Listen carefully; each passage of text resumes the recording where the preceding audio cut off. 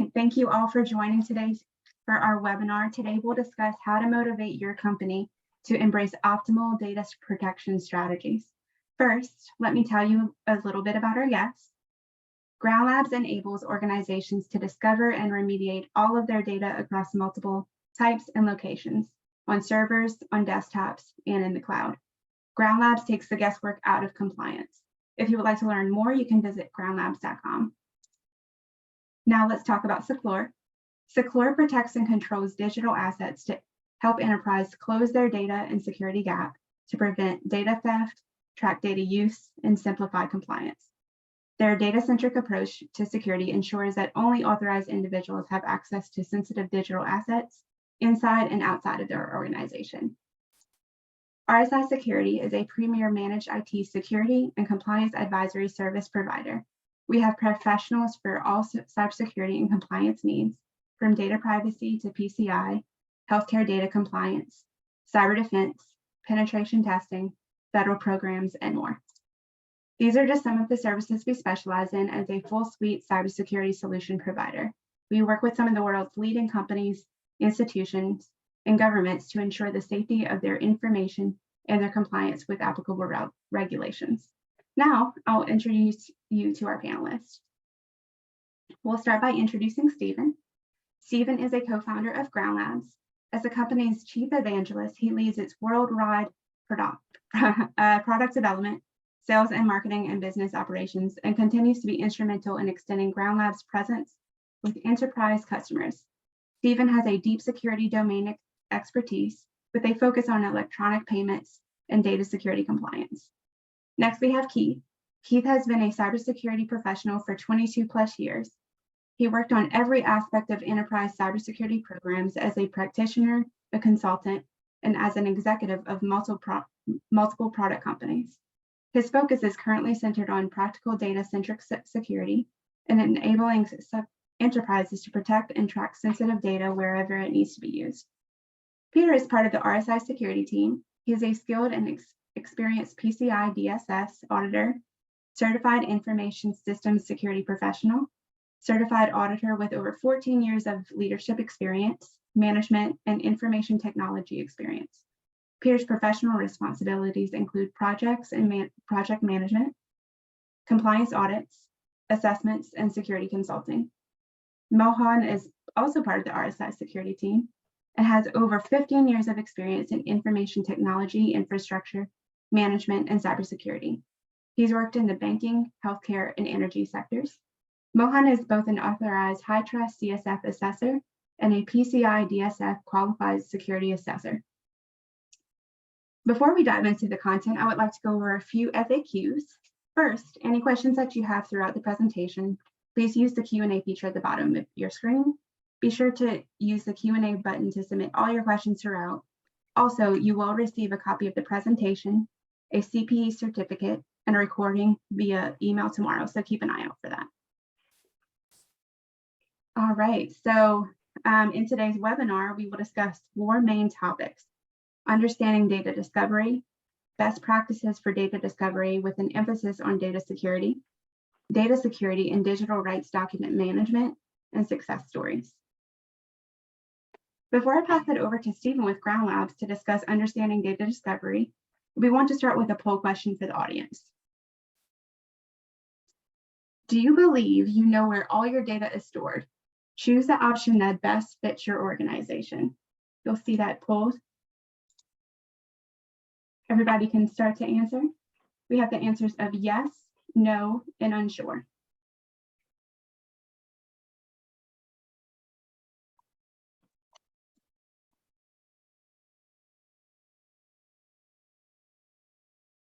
We'll give everyone a moment to answer.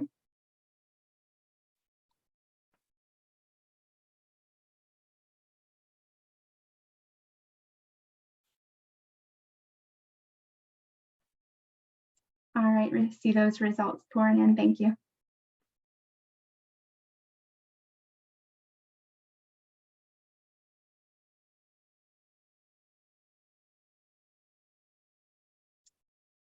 All right, so we're ending the poll. We have at 43% yes. Oh, changed to 47% yes, 38% no, and 13% unsure. All right. So with that, do our presenters have any comments on that? I'm not incredibly surprised. I think the reality is that depending upon where you are in the business and what kind of tools and processes you have, you might think you have a good handle on it, but it's really easy to not know everything. Absolutely. I agree, Keith. It's a real interesting question and an interesting set of answers, and you get different answers from different audiences depending on who's in the room. Certainly in our experience, there's been a lot of assumption around how you get to this answer. And I think that's part of the challenge that everybody out there faces is you get a lot of information from the business when you ask them, hey, where are we storing our data and how are we storing it? And the biggest challenge, I think, is does the evidence exist to back that up? Or is it just based on the intrinsic knowledge of the team that we're making these conclusions and these decisions? So it's an interesting topic when you dive into it.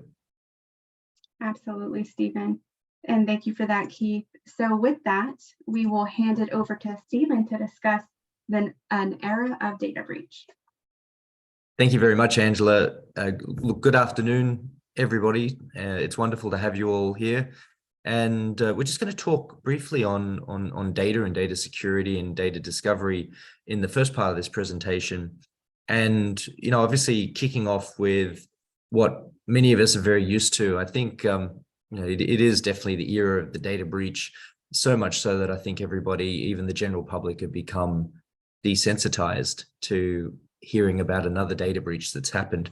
And not just in the US, all over the world, we're seeing different security breaches happening, different attributes, different sets of data, but there's common themes across it all. And it's fascinating, because, I was just on a different webinar this morning, more focused on the world of PCI DSS, given the new version of PCI just came out in the last 12 months. And, only late last year, there was another 1.2 million stolen cards that were given out from a dark web black market carders forum for free. So, like when you go to a software vendor and they give you a free trial of their software, now there's black market forums where they're giving you free stolen data to get you looking at their platform instead of one of the others. So it's definitely an interesting time that we're in. But needless to say, there is still data breaches happening all the time, from the smallest organizations to the largest organizations. Nothing is off limits. It's all forms of data that are ending up out there. And unfortunately, it very much explains why there is just so much identity theft. And everybody knows someone that has been a victim of this type of crime now. And it's unfortunate that this is happening, but the foundations of this problem are so clear and so obvious. And I think that's what the three of us really want to get into today. So if we can get into the next slide. If you think about all of the data breaches that have happened and all of the security breaches that have happened, it comes back to a very simple problem. Why do criminals want to break into a network? Well, the clear and obvious asset in most cases, if we're putting aside state-sponsored attacks and things like that, really is the data. At the end of the day, criminals are breaking into networks because they want to steal data, or they want to ransom it, or they want to destroy it. But long story short, it really does come back to the data. And in other forums where we ask the similar question that we asked before, do you think your organization knows where all of its data is? More often than not, the majority of the room will actually say, you know what, we don't think our organization truly knows where all of its data is. And that is unfortunately still a common case out there. And when we're looking at the number of data breaches that are happening and the number of attacks that we're all facing all the time, the fact that we don't always know where all of our data is stored is cause for concern, obviously. And we talked on the issue of assumptions a moment ago. That is actually very much how many organizations base their security posture. They go around the organization and they will ask, right, what data are we storing? Where is it? How are we handling it? How are we securing it? When do we get rid of it? What sort of data are we collecting? And they'll get all sorts of answers from the business about what they believe is happening. And it unfortunately takes either a data breach event or an external or independent security consultant coming in, like the team at RSI, and doing a proper deep review. And that can often uncover a lot of hidden truths that are really going on inside the organization. But I guess the long and short of it is that it is a real challenge to truly understand where all of your data is, because the amount of data is increasing exponentially. No longer is the volume of data or data storage the barrier to entry anymore. Data storage is falling through the floor in cost. The days of a 20 megabyte mailbox quota are long gone in ancient history. Nowadays, we can store as much as we want, and it's really a question of, should we be storing it? And even that is a struggle in many organizations, to try and teach good habits within the organization about what we should be storing versus what we shouldn't be storing. But needless to say, as security professionals, it's a real challenge to try and understand the breadth and the volume of data, particularly when you think about all of the different locations it could be stored, whether it's on-premise, in the cloud, in structured locations like databases, in unstructured locations like files, SharePoint, and then in other interesting systems like Salesforce CRM and other places. The list of locations is endless. And as an organization, unfortunately, it's our job to figure out where all of those potential locations are, and then monitor them and make sure that regulated data, sensitive data, personal data, data that we are responsible for protecting, isn't ending up in places where we don't necessarily have all of the right controls. And that's the real conundrum for most organizations, even now in 2023. Next slide, please. So a lot of this challenge also comes from history, from legacy. So you think about 5 years ago or even 10 years ago, it could very well have been a very different team of staff that we had back then that were making decisions about where data was being stored and how it was to be stored and how we would protect it. And particularly in today's war for talent, the reality is that a lot of the previous generation staff that made those decisions back then about data, they're no longer around. Many of them have moved on. And so now we have a new generation of staff that have come through, and they may very well be across a lot of what the current generation of platforms are that we're running and how we're protecting data, but they're not necessarily across all of the older data and the past. And yet some of those systems are still running. Some of those backups are still out there, and having a complete view of all data, both current generation platforms, previous generation platforms, and then all of the other issues such as shadow IT, third-party service providers, and all of the other interesting scenarios where data that we are responsible for could be stored. It is a real challenge to try and understand that, let alone see it through a single pane of glass. And I think that's where a lot of organizations are really struggling, is to have that single view of where all potential data is truly in existence. And then we layer on the other side of it, which is there are now over 130 different privacy laws around the world across different countries, because unfortunately data breaches have just become so common that governments have had to step in and regulate what is happening to data of its citizens on a country by country basis. And the GDPR from 2018, when it first came out from Europe, is a prime example of that, where the EU essentially came out and said, we're going to regulate and levy the harshest penalties on organizations that do not protect the data of our citizens.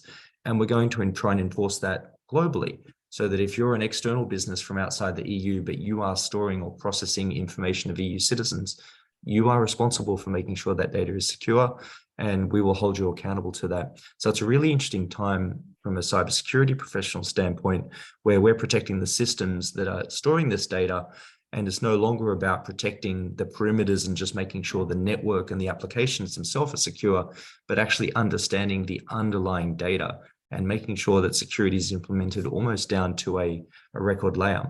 But before we can put those controls in place and make sure that that's secure, we need to first understand what the data is and where it is. And that's very much the first step that many organizations glaze over or use assumptions to conclude by asking the business, where are we storing this data, rather than using what we call an evidence-based approach and leveraging technologies such as data discovery to do a thorough and deep scan to figure out where that data is and how much data is there.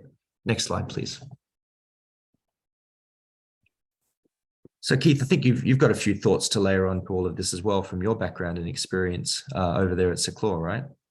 Yeah, I appreciate that, Stephen. I think along with discovery, there's other actions that need to be taken, like labeling. Some people call it classification. And then you've got to make decisions on what kind of policy-based protection you need to have. And most importantly, you've already kind of implied this, but I want to state it overtly, in that this process has to be iterative. So if you can't find it, and then you don't know how to classify it, and then you're not sure how to protect it, you're really not dealing with the breadth of the problem. So I really think the process has to be iterative, and you've really got to work your way to be more mature, because the first time you find something, there may be some debate as to how important the data is that you found or how sensitive it might be. Of course, regulations can give you some clarity depending upon the regulation and how it's written. But even if it's not compelled by a regulation to be secured, protected, it could be something that's incredibly valuable to the business. But really important stuff to marketing isn't necessarily going to be really important to the people designing the next product, or it may not be considered as critically important to the financial officer.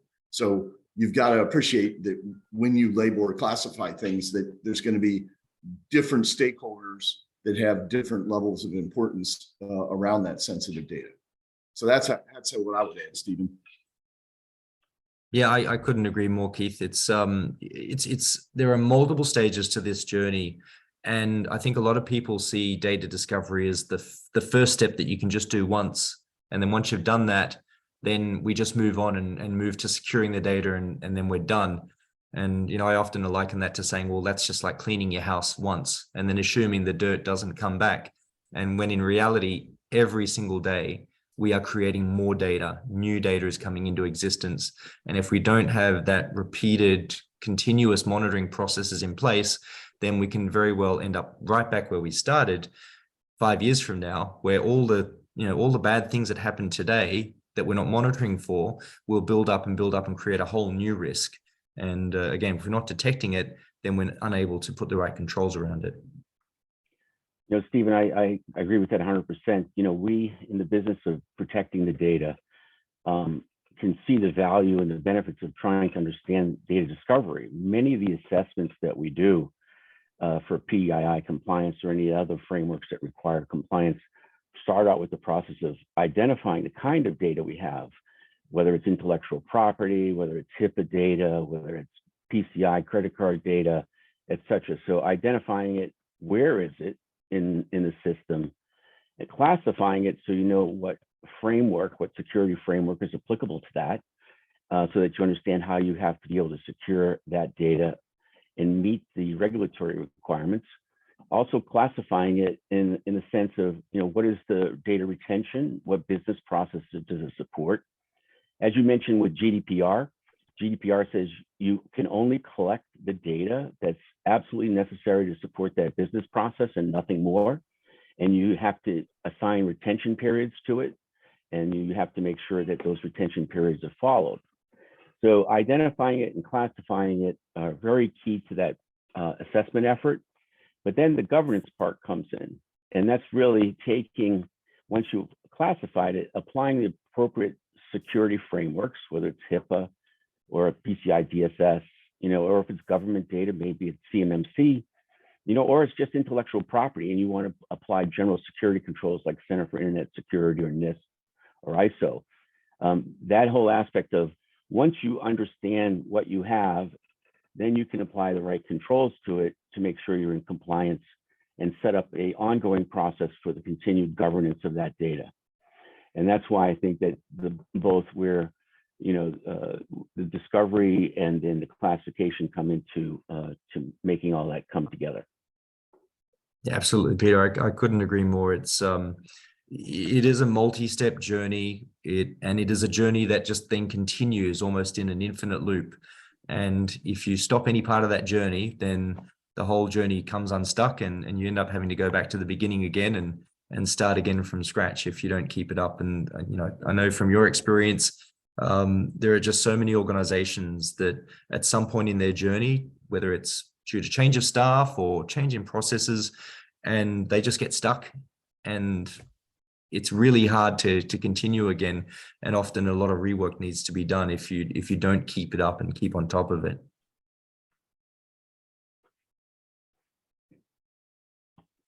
Yeah, so I think we can step forward here, and one of the points that I'd like to bring out is that there are a number of challenges and risks in this whole process, this endeavor.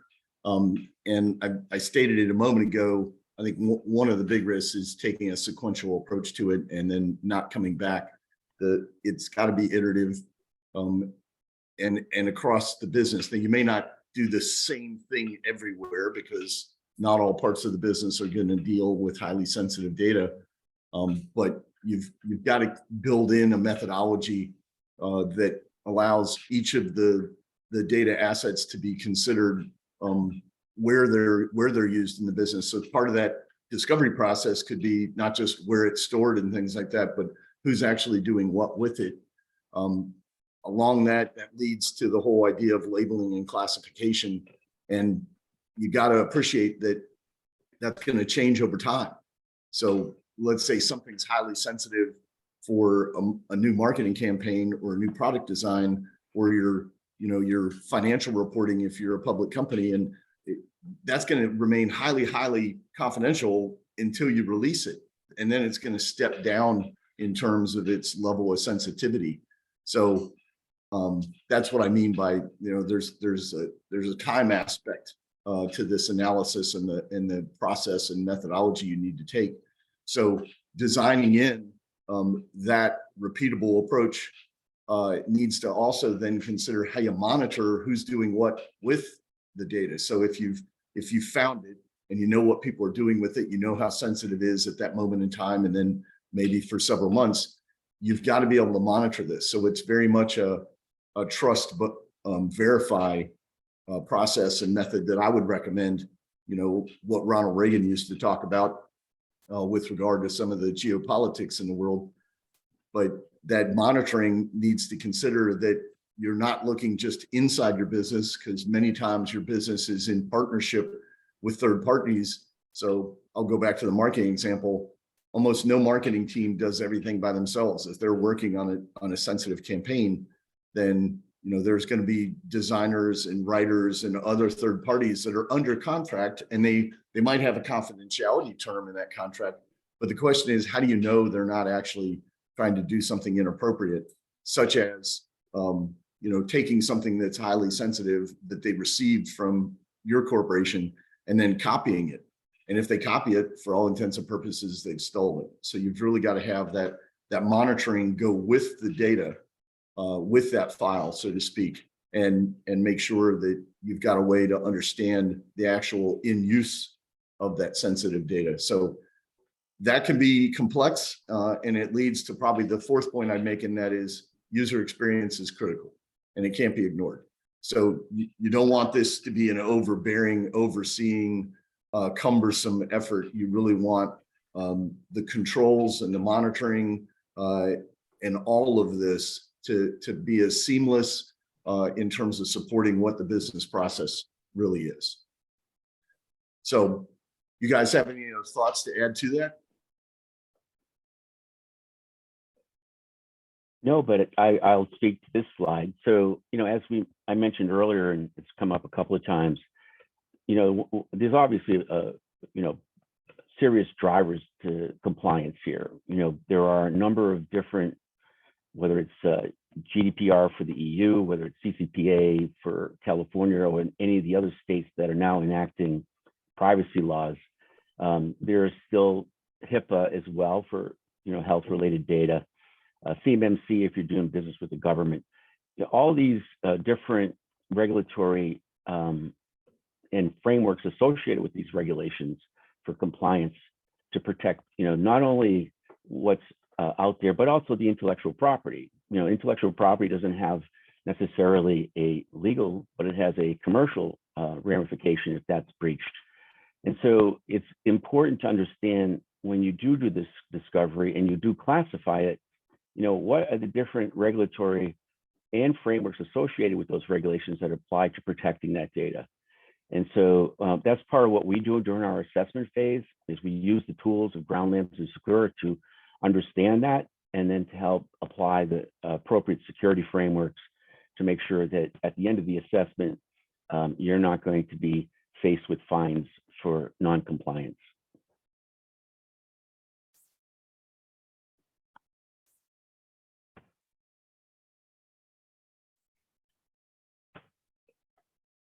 Yeah, so there could be an interesting question behind all of this, right?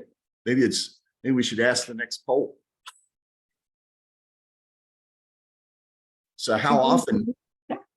Oh, please go ahead, moderate. Yeah. So how often do you send data outside of your organization? We'll get this poll started.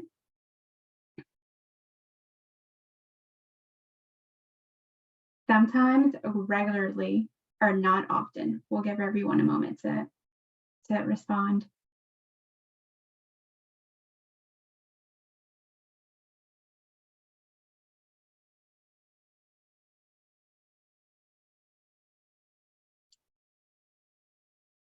All right. Thanks, everyone. We'll give everyone just a few more seconds.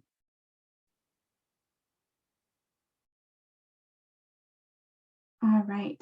So we have sometimes at 13%, regularly at 53%, and not often at 33%.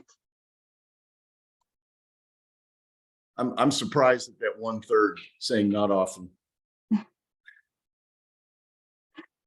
I agree. That's very unless there's a lot of people here who work in government in air-gapped networks, but even then there's things that they need to do as well. They just need to send it differently. Yep. But the majority still are saying the data does move, and we're a firm believer that really, if you start thinking about where the edge of your enterprise is, it's where your data gets used. And if that data is sensitive, then you really need to think about the ways to be able to, one, label it, make sure that you know who's using it. So that's back to that whole discovery piece, and then have the effective protection and monitoring in place. So at least 2/3 of the people on this webinar agreed that we got to look outside our walls. And we do have a question that came in. Is cloud backup considered outside the org? Well, it certainly is, because it's a third-party location where it's being stored. It doesn't necessarily mean that some third party who's not an employee has access to it. So the answer will be nuanced, but it's fair to say that if you're using a third-party cloud, the walls of your house are kind of imaginary. And I think the main point there, Keith, is that you're still ultimately responsible for that data. It doesn't matter whether it's a third party, is overseeing that. It's still ultimately your data. The individual customer that gave you their data, they're trusting you. Okay, where you've then decided to share it onto as part of delivering your service, well, that's counterparty risk, and it's your responsibility to make sure that they uphold the same security standards that you've promised to your customer. And now, under this new era of privacy, you also have to disclose who the third parties are that you're meant to be interacting with people's data. But the key thing here is that it's still your organization's responsibility, irrespective of which third parties you choose to work with. Yeah, great point. Yeah, with that, we'll pass it off to Stephen of identifying data with evidence. Yeah, so this just goes back to a point we were making before, which is, for the longest time, we've been making very, very large decisions about how to secure data systems, networks, and so on. But particularly when it comes to the data, we've made those decisions very much based on what you could call assumptions. You've gone and asked the business, and they believe the data is here because that's what they know about. And so that's the answer they give you as the security professional that then needs to make some decisions about where the right controls need to be and what the right controls are for that part of the network. And unfortunately, that doesn't always include the evidence to prove what they're saying. And so this is where, you know, in our world, there's three primary reasons why people come back and say, right, we need to start again and start with generating evidence. That the first reason is a data breach. Unfortunately, it's too late by that point, but they're in so much pain, they want to make sure it never, ever happens again. The second is regulation and compliance. So it could very well be that they're working with a third-party assessor, and the third-party assessor is telling them, we believe what you're telling us, but we must verify that, you know, to Keith's point earlier, trust but verify. And therefore making sure that there is evidence to back up what the organization is saying. If the organization says the only place we store data about individuals is here, then we need evidence to show that the rest of the organization is not storing anything about individuals and that nothing is turned up.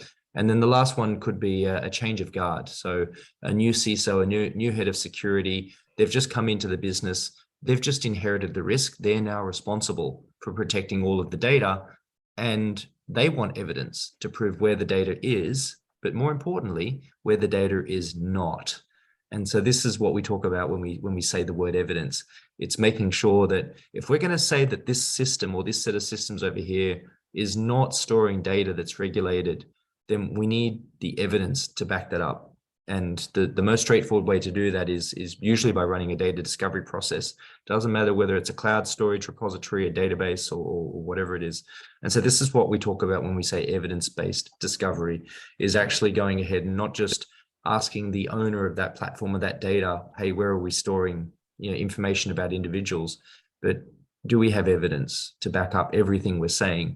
And then are we continually revalidating that evidence? Again, the other point we were talking about earlier, how do you automate and make sure that this is a regular thing that happens continually, so that if we say that this part of the business is out of scope and is not storing anything regulated, how do we make sure we're checking again next month, and then the month after, and then the month after that, to make sure that that system stays out of scope, and that there isn't some change that's made at some point along the way where suddenly that system that we thought was out of scope is suddenly storing you know, regulated information, personal information, or maybe a system administrator forgot to turn off debugging mode in an application, and suddenly there's all sorts of interesting things being logged in the clear without the right security controls around it.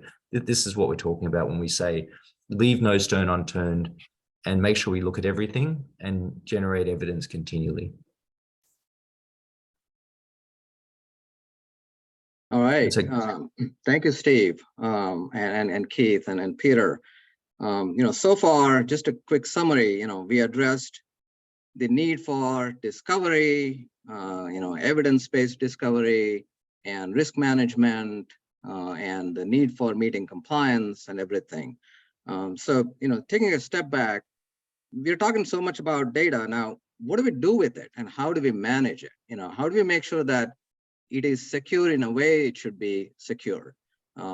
Just because a compliance requirement says that you have to do it, or your business drivers say that you have to do it. So let's take a look at what an organization can do.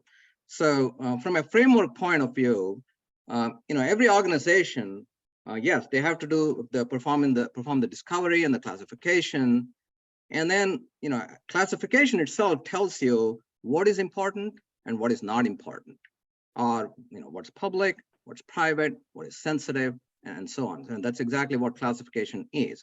Now, once you classify, now you need to understand, okay, are we protecting our data? And how is our data lifecycle management? You know, I saw the poll, you know, many of you shared that you do share the data with others. So now, do you know what data are you sharing? Do you know the classification of that data you're sharing, right? That's, yeah, some may be saying we don't share anything at all, but you know, the key is, do you know what kind of data it is and how sensitive it is? So just a few controls here around the data, some basic ones. Of course, encryption is a very, very strong security control, very effective control. So, you know, banks use it to protect the transactions and customer data. and e-commerce companies utilize encryption to ensure that your card data is safe. Healthcare companies utilize encryption to make sure that your privacy, your patient privacy is protected, and so on. So now, is that enough? To most part, yes. You can ensure that the confidentiality of the data is intact by performing encryption. But around it, what happens if you lose it completely? Are you able to recover it? And what about performance? What about the cost? The cost of encryption is not cheap, right?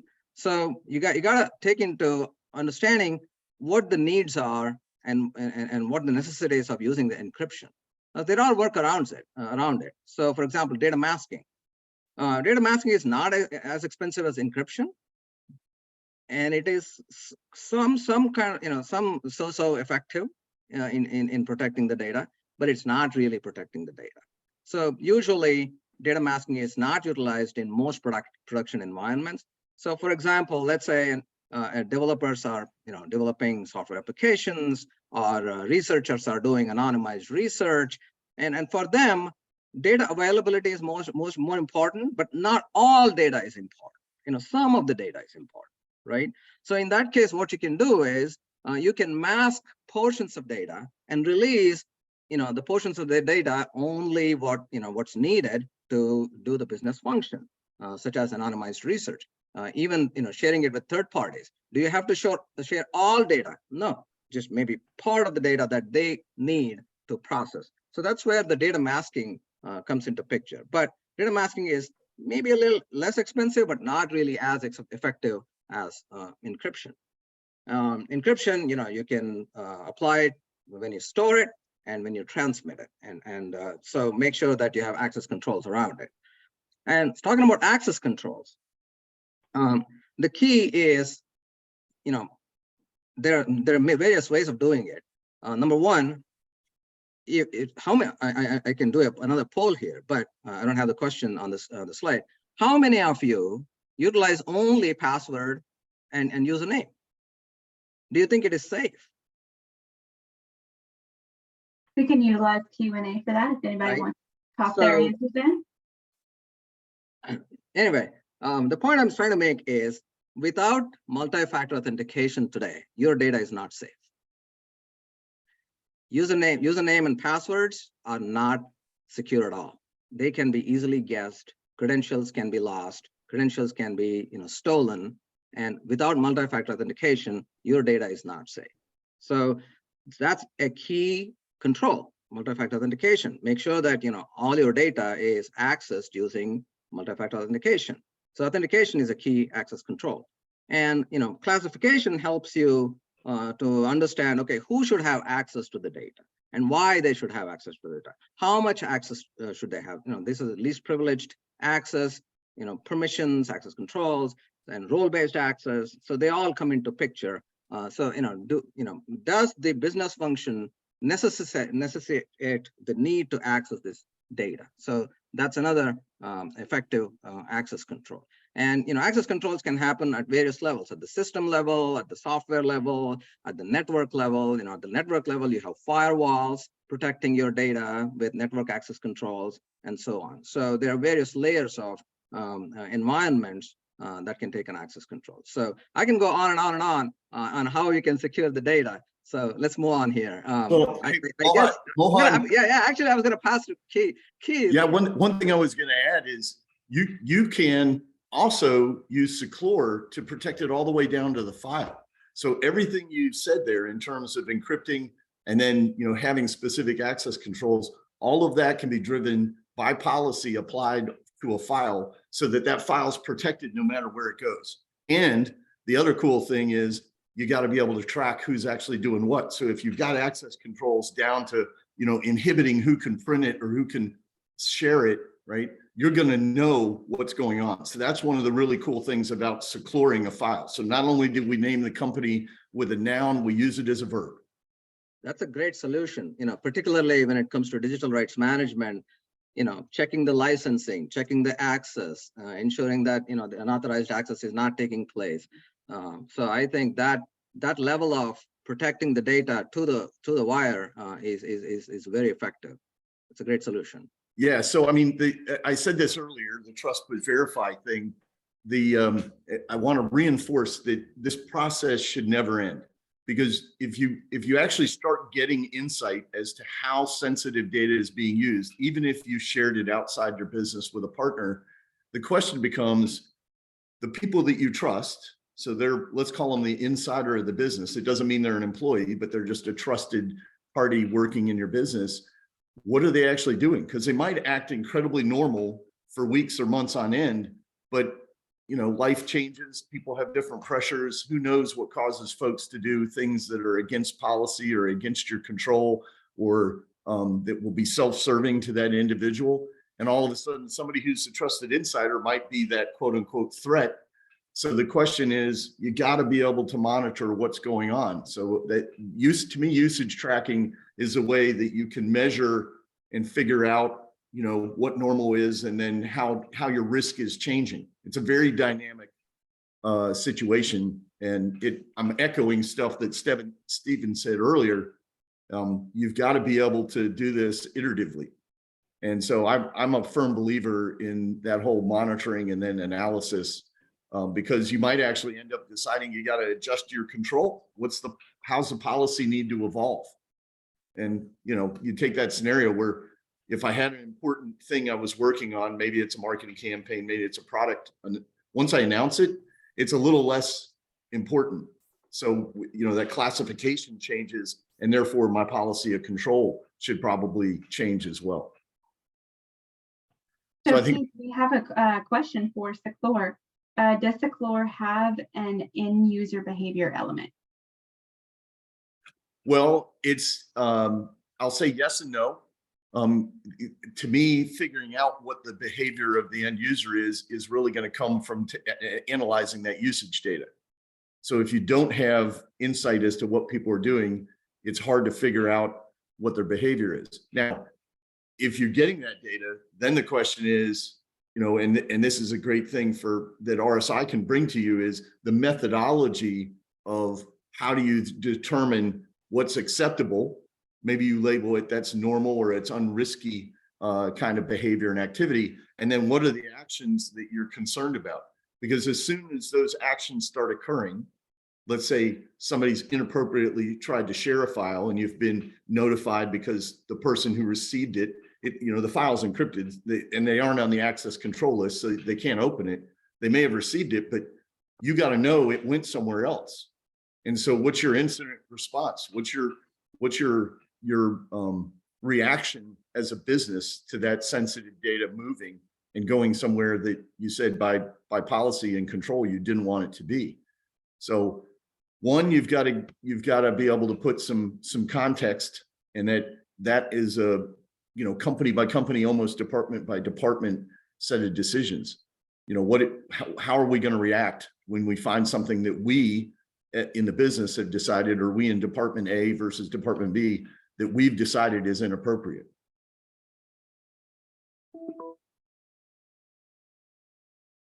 I think just to layer onto what you were saying there before, Keith, and as well, Mohan, some of the things you're raising around encryption, I think no matter what part of security we talk about, one and done never works. Set and forget is not the way. Or in the case of encryption, encrypt and forget. Again, that's not protection, because encryption is a living, breathing thing that needs to be managed and overseen, and you have requirements around keys and all of the other issues regarding encryption. So, some people have heard the words encrypt everything, and those that actually understand encryption properly will know that that's not an easy undertaking. Just to say, right, well, let's just encrypt everything and that solves the world's problems. That doesn't solve the world's problems. It just temporarily fixes them, only to create more challenges later and more friction. Keith, you made a point earlier. It's got to be any security solution you implement, it's got to be usable. And so I think that's the other side of it, which is why, in this diagram, it articulates a few important things that we've covered so far, which is Obviously, the need for this to continually happen on an ongoing basis, but it is a multi-step journey. So the identification of what assets are important versus what assets do not contain important data, critical data, is a very important step. That way you can separate the data that really does need all of your protections and all of your efforts and focus, and separate that from the data that can move around freely without having lots of controls, without having lots of friction, and then verifying and making sure that the data that is highly regulated and contains very sensitive things is in places where the right controls have been implemented, and that they're not sitting in parts of the organization where there's very low controls and very low levels of monitoring, and they shouldn't have, highly regulated, very sensitive pieces of information. And then we can decide how best to protect that data. The data that is highly regulated needs our strongest controls, our best encryption, and all of the things that go with it. And then in other cases, we might even conclude actually that the best protection mechanism is to delete the data. We actually have concluded through the verification process that the business no longer has a business justified need to store it. We touched on GDPR earlier. GDPR and all of the other privacy laws out there actually state that if you don't have a business justified reason to be storing that data in the first place, then don't store it. You should be getting rid of it. And so there's all sorts of things around that. And then I think, Keith, you can then, based on your expertise, layer on the other parts of this journey in terms of saying, right, well, now that we know what the data is and we know where it is, and we've decided how we might protect it, then there's other things we should be doing to that data as well to make it more usable. Yeah, I love this diagram. It's a lot of people just like circles. This infinity symbol to me, just means that we're constantly on this racetrack. But yeah, if you don't know where it is and you don't know how valuable it is to you at that moment in time, it makes it real hard to put the appropriate control on it. So that protection, and then you've got to be able to track it because things are going to evolve. So you don't know if your policy is going to be valid for forever and ever. And in the center of this whole thing is you just got to keep verifying, monitoring and verifying on an ongoing basis. Exactly. So from a Ground Lab standpoint, this is, if many of you are picking up on this, this is very much a multi-step journey. There is no one silver bullet that just does everything end-to-end perfect across all of the different platforms and all of the different scenarios that exist. And this is where Ground Labs as a vendor has found a very strong following, because we are the experts when it comes to discovering data. Discovering data is a very challenging thing to do when you think about how many different platforms that there are out there and how many different forms data comes in. And so Ground Labs has over 15 years experience discovering data in structured and unstructured locations. So searching file servers in a multi-platform environment, in on-premise and cloud situations, as well as structured environments. So looking inside a broad variety of enterprise databases that you might have across your organization, and looking through, hundreds of gigabytes through the terabytes of data and beyond, and being able to go through that scale and look for personal and regulated data from over 50 countries, as well as the ability to define your own custom types of data. So that might be intellectual property, secrets, confidential data, or even things like unique references that are very specific to your business or your industry. And the ability to know where these sensitive reference numbers are ending up is critical, because it pinpoints to data that needs the highest levels of protection. And so this is where Ground Labs provides a very specialist capability in the form of a product that we call Enterprise Recon. And it provides data discovery, data remediation, and also provides risk scoring, some classification capabilities. And it works alongside the Seclore solution in its ability to provide integration points as well. Thank you for that, Stephen. So we wanted to go into some success stories before Q&A, give every organization an opportunity to speak to that. So we'll start with Keith. Yeah, so fortunately, my Zoom chat just allowed me to unmute my phone. But we love these technologies. These virtual seminars are really awesome because we don't necessarily have to travel and stay in a hotel, but it's really, really ugly when the technology breaks and the mute button doesn't unmute. So this particular example that I wanted to talk about was a financial services client. And I guess the underlying theme to this is it really is a journey, because when they first started with us, and they had 100,000 people in this business, they had decided that where they had found some sensitive data and files was in a set of protected file shares. And so they started very early in their journey, and they've been working with us now for 4 years. And they put policy-based protection around those sensitive files as to who's allowed to do what with it, when they could do things and all that kind of stuff. And the other iteration of, they started with those file shares, they realized, well, some of those file shares are, different, and they're dependent upon different business groups. So they started with protected file shares for group 1, and then they found group 2, group 3, et cetera. And after they got through that work, which was several months worth of, getting it in place, because it was a change in behavior. So they had to educate the workforce as to what was going on and why things were looking different. Like, we had the ability to even put a dynamic watermark on a sensitive file. So when you open it, it would show you the date the file's being opened, its level of sensitivity or the confidentiality label, and then your name. So the name of the person opening a file. And so when you show that to human beings, and that's completely different than what happened yesterday, you got to help them through that method of change. But stepping beyond doing the file shares, they go, well, we're doing a lot of cloud-based collaboration. It's not just file shares that exist within our IT infrastructure in the business. We're going to the cloud and sharing from there. So they then stepped forward and matured their whole approach by using Seclore to protect how they were collaborating. This particular business was using SharePoint and ultimately Microsoft Teams to do this. So that becomes incredibly dynamic because people, different groups of people can actually start adding folks to the Teams channel. And therefore, you may have to evolve your access controls. And of course, all that can be managed in an integrated way with Seclore. But once they got through those different types of file shares and collaboration, they're like, what? We do a lot of stuff with email too. So over time, they basically kept expanding how they were using Seclore to basically put those dynamic protections in place. They evolved their monitoring so that they were not just looking at file shares, they were ultimately looking at every piece of communication that was going on just to make sure that they could find those anomalies. So this is it's a crawl, walk, run kind of game plan that I would endorse for anybody. You'll never have your hands around the entire thing. I think, Stephen made a comment earlier, discovery never stops. And sometimes if you go in a room and you've not been in that room in your house in a while, you turn the light on, you're going to find bugs scattering. And you didn't know the bugs were there. You didn't need to know you even need to clean things up. You don't even know why the bugs like that bedroom. So you've got to keep watching, be diligent, and just be iterative in this whole thing.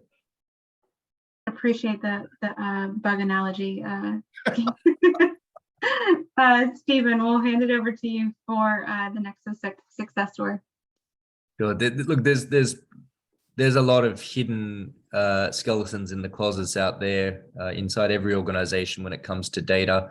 We've worked with small organizations like small call centers that service charities and help them collect payments and other things, through to the world's largest airlines, telcos, and utilities. And whilst the volume of the stories scales massively in difference between those different organizations, the themes are all very similar. And it's very common in just about every instance where our software has been used. Typically, you'll find thousands or hundreds of thousands of records that are hiding somewhere that you never knew about. We work with a telco that was absolutely in denial that there were going to be any problems found, and they found 100 million records hiding on a set of systems that they'd said were completely out of scope and wouldn't have any PII data on them. And we even had an organization in the East Coast. Can I interrupt? Did I hear that correctly? 100 million? 100 million pieces of PII data, and that's not the smallest, Keith. We worked with an organization on the East Coast that found 1 billion pieces of personal data And that's in volume. So there would be a lot of duplication and things like that in that number, of course. But what's interesting about that particular story was this was found within a database backup that was sitting on a system administrator's laptop. So it had been copied onto his laptop, and he wasn't stealing it. He was obviously trying to work with the data and manipulate it and do something to do with his job, but he'd just forgotten that this backup was sitting on his laptop. And this was a laptop that would have been taken on the subway, in the back of taxis, you name it. And I don't think it had encryption, because clearly our software discovered it when the guy finally went on vacation, and they had the laptop sitting there in the office, and they were able to just do a security sweep on it as part of their standardized process. And they would never have known had they not done that. So there are just endless stories out there. And I think that the simple message or lesson here is, if you don't look, you're not going to find. And it's better to know than not know. At least then you can then take steps to reduce the risk. And it is an 80-20 approach. Chances are, you're going to find 80% of the risk can be brought down very quickly with 20% of the actions, and then we're left cleaning up the rest of it. Thank you for that, Stephen. So we're going to hand it over to Mohan for one more success story before we wrap it up with some Q&A. All right, thank you. I guess Peter can join here, but I'm going to get started. As Keith said, data discovery never stops.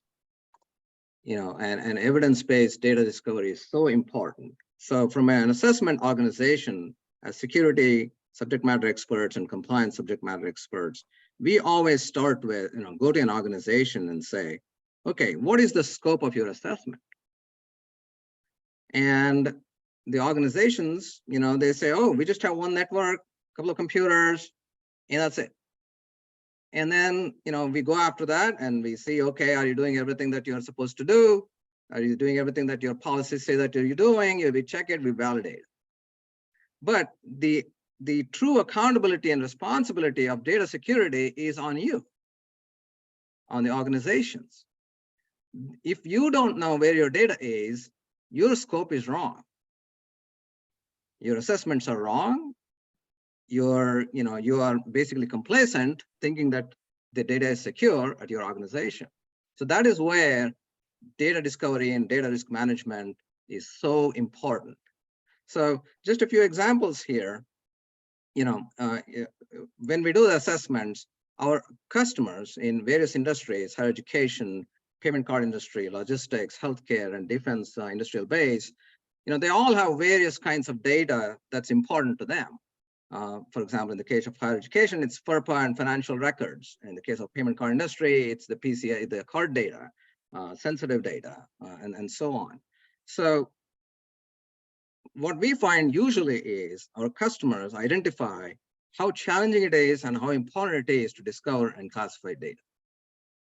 They know if they don't do that, their security program is wrong, their strategy is wrong, the business operations can go wrong at any moment. So that's the impact of not doing discovery and classification of data. And then some of customers, have manual ways and automated ways. For example, Stephen and Keith, they have solutions where, it's easier for the organizations to identify and classify data and perform risk management. The data risk assessment involves knowing where your data is, the entire data lifecycle management, data locations, data flows, data lifecycle, everything. So having all this in place, now you can present a proper scope to the assessment. And that is when you will be very, very successful. And to add to that, Mohan, one of when I find for my clients, when I'm doing an assessment that's related to any one of those different sensitive data items, is the data mapping exercise. If you're not equipped with the tools that both Stephen and Keith have talked about today, you're going to spend an inordinate amount of time trying to actually uncover where that information is. And as Stephen mentioned, it may be conversations with a business owner who thinks he knows where it all is, but at the end of the day, it's not. And so as an assessor, we're very careful to ask the questions, but at the end of the day, the customer is still responsible for providing the answers. And if the answers, as Mohan indicated, are not correct, then the scope's not correct. And that's going to come back at you. So it's imperative to use these tools to do a thorough, house cleaning, if you will, or discovery process. And so that we can understand what needs to be secured. And that makes the largest part of most projects infinitely shorter if you're using the tools to get the job done quickly. Thank you, Peter. Thank you, everyone. And so we'll wrap it up with one more poll and then any heartburning Q&A. So we do have one more poll question for you. Do you have a relationship with a trusted security advisor or consulting company to help you increase your cybersecurity maturity model? We'll give everybody a moment to answer.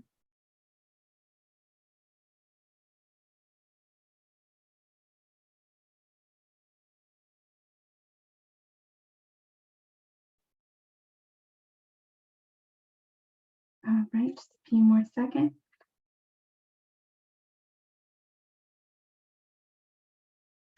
All right, thank you, everyone. We have a couple yes, no's, yes, but looking for a new one, or no, but I'm looking to meet one. So thank you for that, appreciate it. And then we'll go over to any heartburning Q&As that you have for the team. Realize that we're a little bit over time and apologies for going over, but we do want to ensure that we get any questions that you may have today. And if you have any that you would like to send to the team, you can always use the email provided.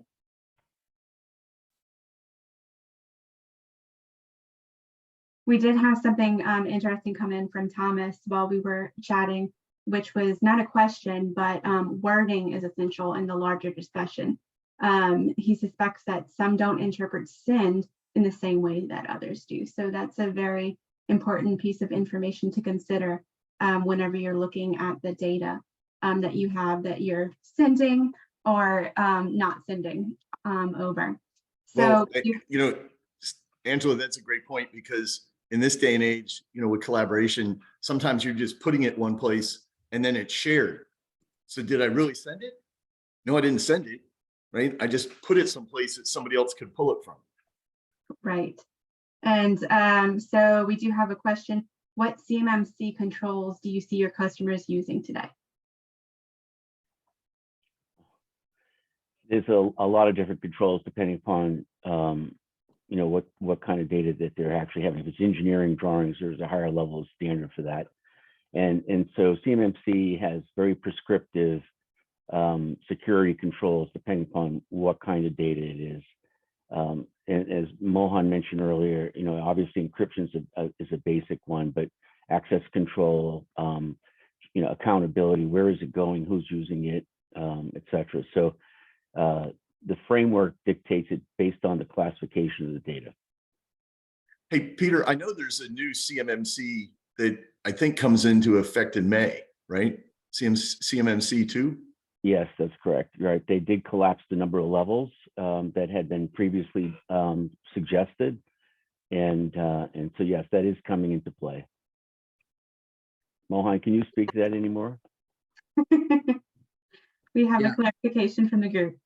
Yeah, it's been an interesting discussion. Lots of things have taken place. CMMC is evolving. And finally, there is a final rule coming in shortly that's supposed to be out in June. So that will set the final standards. So as Peter mentioned, there's level 1 and level 2. So what was the question? Maybe I can add a few more things. So we have the last question was, what CMMC controls do you see your customers using today? Okay. So, again, it's everything is risk-based, and you got to understand, what COI you have when it comes to CMMC, right? COI is the critical data that CMMC is trying to protect. And, if you want to contact us, we have a good guidance on what, how you can identify and classify COI and where to go to understand your COI and so on. Of course, the COI is marked by the owner, who really owns the COI, who you contract with the contracting officer and other things. So at the end, CMMC is based, the base of CMMC controls comes from 80171. Right, so it's that subset of controls that every organization has to put in place in order to protect the COI. So I hope that helps. All right. Well, thank you so much, Stephen, Keith, Peter, and Mohan for joining us today. Everyone that joined us today in the audience, we hope this was insightful for you and that you can now motivate your company to embrace optimal data protection strategies. We will be in touch tomorrow via email with a recording of the presentation slides, and your CPA certificate. And I hope everyone has a wonderful rest of the day. Thank you, Angela. Thank you all. Thank you all. Thanks, team. Thank you.